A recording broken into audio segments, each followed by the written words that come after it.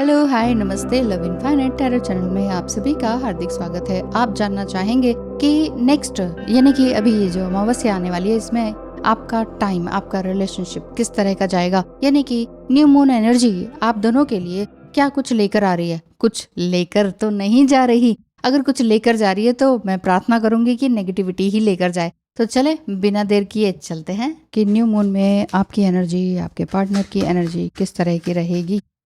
किस तरह की रहेगी आप दोनों की एनर्जी, आपके पार्टनर की एनर्जी और आपकी एनर्जी। मुझे लगता है कि दोनों ही या तो मैरिड हैं, या शादी होने को है, ऐसा हो सकता है दोनों में से किसी एक की, या दोनों ही मैरिड हैं और अपनी अपनी लाइफ में ठीक हैं, खुश हैं, पैसे की भी कोई खास कमी नहीं दिखाई देती है। चलिए, ये तो सिचुएशन है, कई बार सिचुएशन अलग अलग भी हो सकती है, आप अनमैरिड भी हो सकते हैं ना, ऐसा भी हो सकता है, लेकिन कोई बात नहीं। आप यहाँ पे देखिए कि मुझे दिखता है कि आपका पार्टनर आपके साथ चाहते क्या है, वो चीज़ है।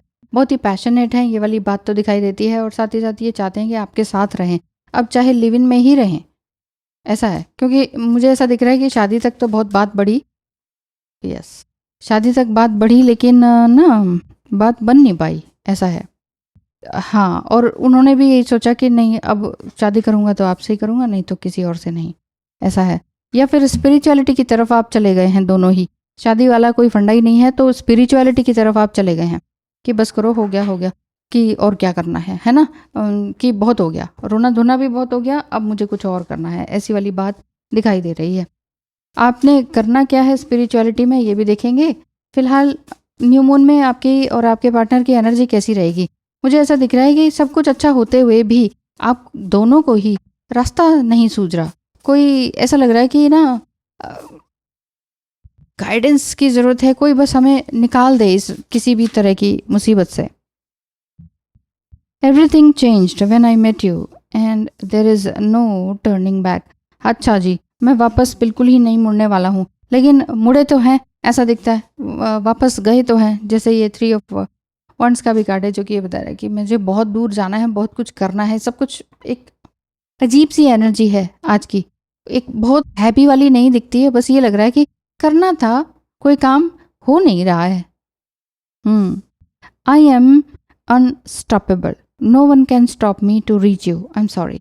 अच्छा, वो कह रहे हैं कि मैं आपसे माफ़ी मांगता हूँ जो भी अभी तक हुआ, लेकिन अब मुझे कोई नहीं रोक सकता है कि मैं आपको पा सकूं, तुम तक पहुंच सकूं। इसके लिए ये ब्लैंक आ गया ठीक है, तो इसके लिए कोई रोक नहीं सकता हूँ, कोई नहीं रोक सकता है मुझे, तो मैं अनस्टॉपेबल हूँ।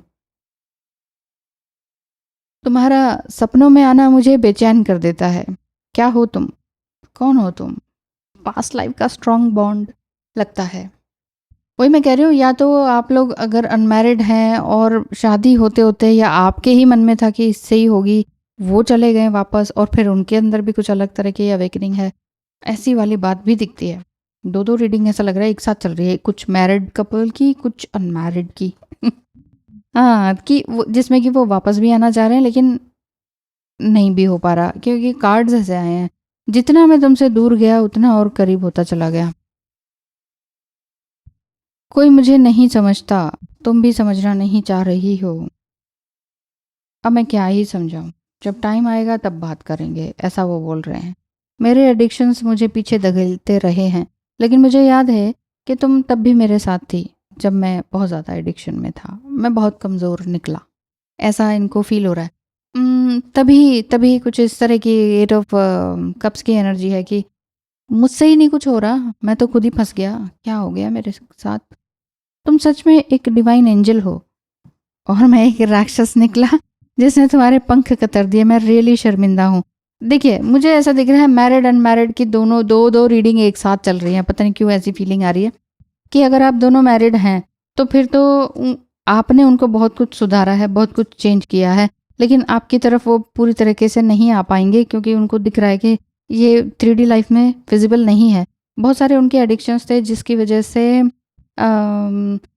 आप दोनों के बीच में कुछ अनबन भी हुई, लेकिन फिर भी आप हर समय उनके साथ रहे। अब आपकी वजह से उनके कोई एडिक्शंस नहीं है।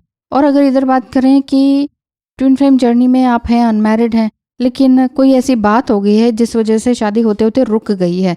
2 रीडिंग एक साथ चल रही है आज, तो तो वो यही कह रहे हैं कि डिवाइन एंजल तुम हो, और मैं तो बिल्कुल ही राक्षस निकला यार, मैंने तो कुछ भी नहीं किया तुम्हारे लिए। मैं चाहता तो तुम्हें बहुत कुछ आगे तक लेके जा सकता था, लेकिन मैंने ही तुम्हारे पंख कतर दिए कि ये मत करो, वो मत करो, ऐसा। I want you more than anything in this world, but I am scare to take this leap of faith with you. मुझे ये डर लग रहा है कि तुम्हारे साथ मैं ये दोबारा से ये फेथ वाला बॉन्ड बना पाऊंगा कि नहीं। मुझे सच में डर लग रहा है। मैं तुम्हें दुख होना नहीं चाहता हूँ, भगवान से अब और कुछ नहीं मांगता तुम्हारे सिवा। I had every reason to underestimate you, you exposed my dark side, I am awaken now. अब मैं पूरी तरह से संभल गया हूँ, सुधर गया हूँ, चेंज हो गया हूँ, तुमने ही मुझे अवेकन किया है। एक तरफ दिखता है कि दो अनमैरिड कपल मैरिज होते होते रह गई, और उनके इस तरह के नेगेटिव टॉक्सिक बिहेवियर के कारण, जो कि आपका ही ट्विन फ्लेम है। और एक तरफ ये लगता है कि दोनों ही ट्विन फ्लेम मैरिड कपल हैं, अलग अलग स्पाउस से, और स्पिरिचुअलिटी की तरफ जाना चाह रहे थे। वो भी एक तरफ से किसी ना किसी कारण से रुक गया है। मतलब जैसे कि दोनों ने सोचा हो कि हम ये सोल पर्पस करेंगे, अब हमने ये करना है, वो करना है, वो काम रुक गया हो किसी न किसी कारण से। आत्मा दोनों रिवर्स में क्यों आए हैं? ये तो स्ट्रेट।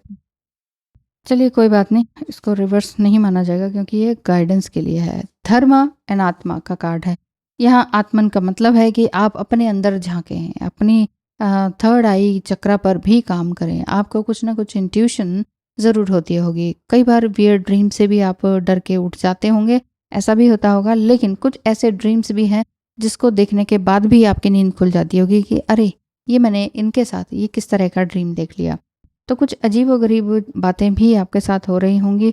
कुछ इस तरह की सिंक्रोनिसिटीज़, एंजल नंबर्स, फ्लावर्स, कुछ इस तरह का पर्टिकुलर कोई कलर दिखाई दे रहा होगा ड्रीम में, ऐसा हो सकता है। और बात यह है कि गाइडेंस के लिए जो कार्ड है वो ये है कि धर्म पर अपने चलते रहें। धर्म मतलब अपना कर्म करते चलें, जो सही है वो काम करते चलें, जो आपके लिए इस समय में सही है वही काम करते चलें। अपनी आत्मा से पूछें कि मेरे लिए क्या सही है, और आपके इस रिश्ते के लिए क्या सही है ना? तभी कुछ आगे अच्छी बातें बनती चली जाएंगी। अपने आप को लगातार हील करना होता है और लगातार ही मोटिवेट करना होता है। ज़रा सा डिमोटिवेट हुए नहीं कि आपको लगेगा कि सारे रास्ते ही बंद हो गए जी हमारे, तो अब हम क्या करें? तो ऐसी सिचुएशन बिल्कुल भी मत आने दीजिए। अपने आप को बस इस सिचुएशन में रखिए है कि कुछ भी हो, हम अपना अच्छा रिजल्ट तो पाके ही रहेंगे, और अच्छा रिजल्ट तो हमारे पास है ही है, ऐसा समझिए और आगे बढ़ते चलिए। सब कुछ अच्छा होगा। कोई भी ये ट्विन फ्लेम जर्नी में एज की कोई वो बात नहीं होती है कि कब क्या शुरू करें, अब तो एज हो गई है। नहीं, आपके पास जितनी भी जान है, जितना भी ज्ञान है, वो सारी चीज़ें उस पर लगाइए, राइट? और अपने स्किल्स पर काम करते रहिए। भगवान आपके साथ है, एंजल्स आपके साथ हैं। क्यों घबराना, है ना? Thank you so much. Tata, bye bye.